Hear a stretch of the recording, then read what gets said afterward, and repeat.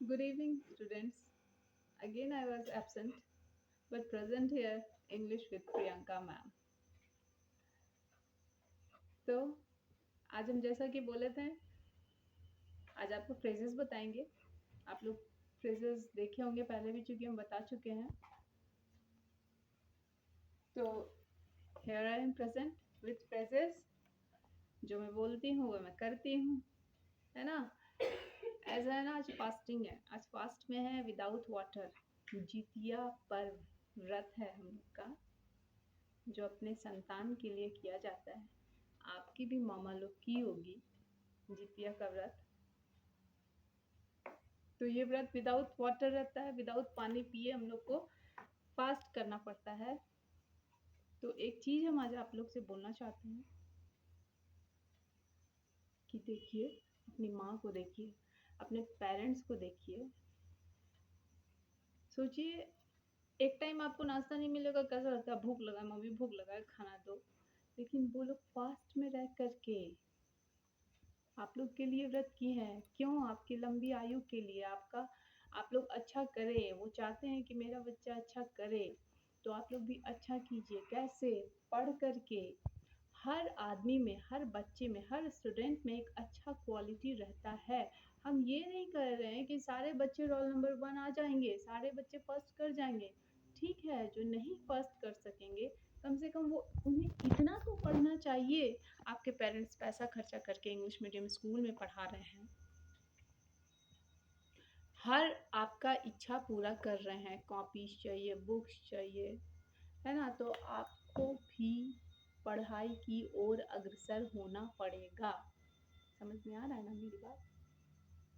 ठीक है, नहीं आप फर्स्ट लाइए, लेकिन इतना तो पढ़िए कि आप कल को बोल सके हम इंग्लिश मीडियम स्कूल में पढ़ें। तो क्या पढ़ें आप इंग्लिश मीडियम स्कूल में? इतना तो इंग्लिश जानिए कि आप लोग अच्छे से बोल सकें, थोड़ा इंग्लिश में बात कर सकें, अपने छोटे भाई बहन को सिखा सके। इस बात को हम हमेशा क्लास में बोलते हैं। तो आप लोग अच्छा कीजिए। रहा बात मेरा, तो हम सिखाने का कोशिश पूरा कर रहे हैं। इसको आप लोग एब्जॉर्ब कीजिए, जो हम बता रहे हैं उसको ध्यान से सुनिए, अपनी कॉपी में राउट डाउन करिए और पढ़ने का कोशिश कीजिए। कहीं दिक्कत है फिर तो हम क्लास में अवेलेबल है ही हैं। आप लोग को फिर से मेरी तरफ से भी आशीर्वाद, क्योंकि I am in fast of Jitiya व्रत ना। भाषण आज बहुत हो गया मैडम का। चलिए थोड़ा सा फ्रेजेस देख लेते हैं, ठीक है ना। तो जैसा कि हम क्लास में बताए थे, फ्रेजेस, फ्रेज दैट मीन्स वाक्यांश। आप लोग याद कीजिए, हम बताए थे, a phrases is a word that makes sense but not complete sense, make sentence but not complete sense। याद कीजिए, हम एक एग्जांपल दे करके बताए थे। Suppose that someone is coming from there and he was saying on the wall, on the wall। ये example मेरा याद कीजिए, हम क्लास में बताए थे। तो अब आ रहे हैं डरते हुए, दौड़ते हुए, बोलते हुए, और बोल रहे हैं ma'am on the wall, on the wall. तो हम बोलेंगे ना, या हमारी जगह कोई भी रहेगा तो बोलेगा what is on the wall. क्या? तो वाक्य तो बन रहा है, लेकिन सही अर्थ उसका नहीं निकल रहा है, सही सेंस नहीं निकल रहा है। तो that is called the phrases. अगर आप उसमें क्लाउज मिलाकर, दैट मीन्स खंड, वाक्य के खंड को मिला करके बोलिएगा there was a snake on the wall, तब फिर बाकी पूरा हो जाएगा। थोड़ा सा हम यहाँ रिवीजन करवा दिए क्लास में जो बताए थे। यहाँ पे कुछ स्मॉल फ्रेजेस हम देखिए लिखे हुए हैं।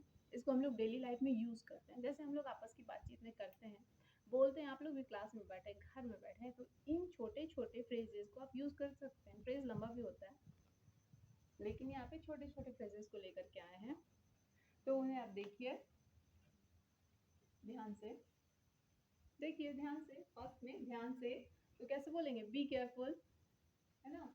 इसको राइट डाउन कर लीजिएगा अपने कॉपीज में, अच्छे से पढ़िएगा, याद कीजिएगा। मैं जानता हूँ, आई नो, है ना। जैसे क्या है ना, मान लीजिए आप सीढ़ी में ही चढ़ रहे हैं, हमारे स्कूल में ही सीढ़ी में ही आप चढ़ रहे हैं, बच्चा कोई डगमगा गया, आप लोग बड़े बच्चे हैं, आप लोग समझदार हैं, आप लोग समझेंगे, तो उनको आप इंग्लिश में बोल सकते हैं, like be careful, be careful. Expression होना चाहिए इंग्लिश का, ठीक है ना। आप बोले बच्चा बी एक्सप्रेशन चाहिए, कॉन्फिडेंस चाहिए इंग्लिश बोलने के लिए। अगेन आई एम सेइंग, ध्यान से, दैट मीन्स बी केयरफुल। मैं जानता हूँ, आई नो, होता है ना, बात चलती है ना, आई नो बोलते हैं ना हम लोग, आई नो। जल्दी करो, हरी अप, इसको हरी भी बोल सकते हैं। अभी कोई बोलेगा जल्दी करो हरी, तो हरी नहीं, हरी, हरी। प्रोनाउंसिएशन में ध्यान देना है, बार बार हम बोलते हैं जल्दी करो, हरी अप। भूल जाओ, फॉरगेट इट, भूल जाओ, फॉरगेट इट, कोई बात नहीं, नेवर माइंड, है ना। जैसे किसी की बात को सुनते हैं, दिमाग में लेते हैं, बोलते हैं ना, अरे दिमाग में मत लो, तो वही नेवर माइंड, बिल्कुल, ऑफ कोर्स, बिल्कुल, ऑफ कोर्स। चिंता मत करो, डोंट वरी, चिंता मत करो, डोंट वरी। डोंट मतलब जान रहे, डू नॉट, बेसिक्स नहीं बताएंगे, शॉर्ट जो है, बेसिक्स बोलिएगा तो बेसिक्स भी बता देंगे। अच्छा विचार है, इट्स गुड आइडिया, या इट इज गुड आइडिया। अच्छा विचार है, इट इज गुड आइडिया, वह सही कह रहा है, ही इज राइट, या फिर ही इज सेइंग राइट, है ना। सेइंग भी लगा सकते हैं, नहीं भी लगाइएगा तो गलत नहीं है, ही इज राइट, वह सही है, वह सही कह रहा है। अगली बार, अगली बार, नेक्स्ट टाइम, आई समझ में, ठीक है, नोट इट।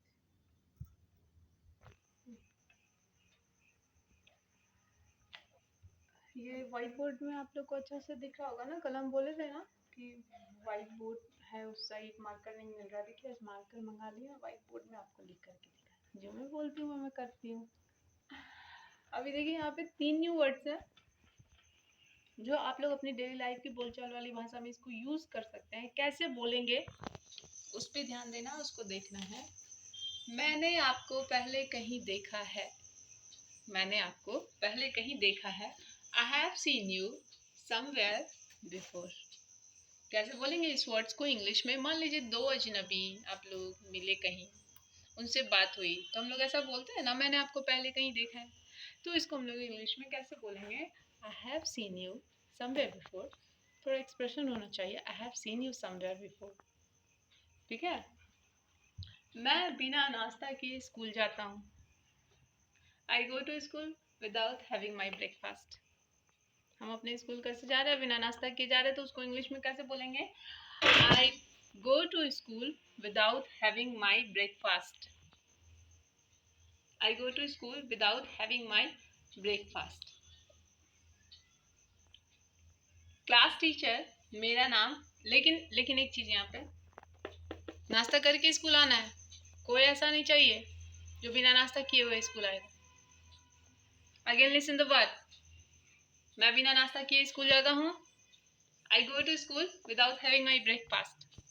ठीक है, कैसे बोलते हैं ध्यान देना है, फोकस करना है।